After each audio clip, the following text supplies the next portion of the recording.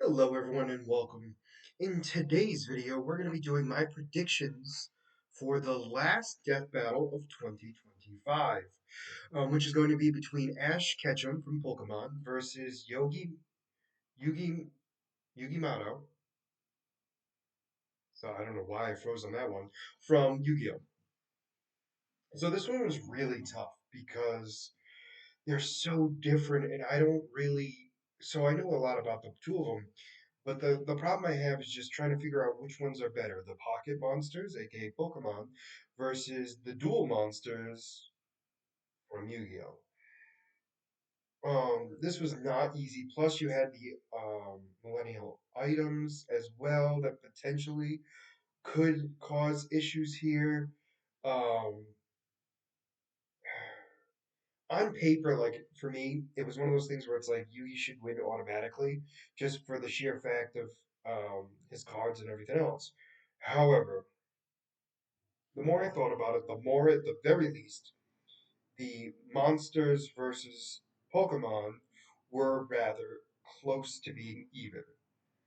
Um, because you've got to take away the attack powers and everything else in the destructive power in the universe, which makes it weirder to think about because it's just harder to kind of comprehend that. So, with that being said, I feel like the monsters themselves kind of cancel each other out. Some monsters are stronger than others, and blah, blah, blah, and that continues on. The stronger your bond, the harder the cards, the better you are. You have the bond with Pikachu and Ash, along with his Greninja, which has the bonding ability with him. This is just super tough because it's just not. It's so.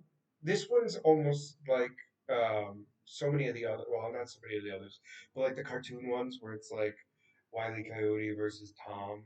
It's just like it's one of those things where it's like that's where I'm kind of at. Where it's like obviously for very different reasons. It's not because of cartoon logic or you know what I mean or Toon Force. This is just that these two are so similar and yet different all at the same time. It's hard to kind of figure out exactly where they go. You know what I'm saying? But I think I'm going to stick with the monsters kind of even each other out. Item cards obviously boost up the dual monsters, but then again, you have the Mega Stones and the Bonding and the Z Crystals that also increase the power of the Pokemon, right? And then I think at the end, though, it's going to come down to the millennial items because they're the ones that kind of going to get Ash to do what Yugi wants. So in the end, I feel like it's going to be the actual battling will be similar, meaning like the Pokemon versus the dual monsters will be pretty much even. I don't think anyone significantly you know, outweighs the other because I don't think they're going to give Yugi Exodia because that's a end all be all.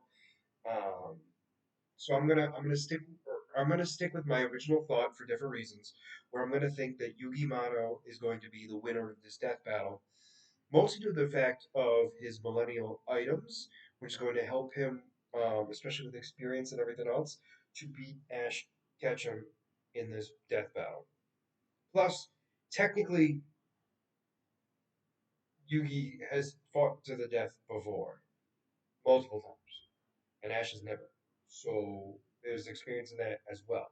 So that being said, I'm still sticking with Yugi as the winner of this death battle, but I am definitely not confident at all, just due to the fact that they are so widely different concepts, and it makes it harder to kind of figure out which one's going to be the winner. But I'm sticking with it. So let me know in the comments who you think's going to win this death battle and why. Um, just let me know in the comments. And then, as always, if you like the content you see, please make sure to like and subscribe down below. Other than that, this is going to be Beastly Eels signing out. Have a wonderful night.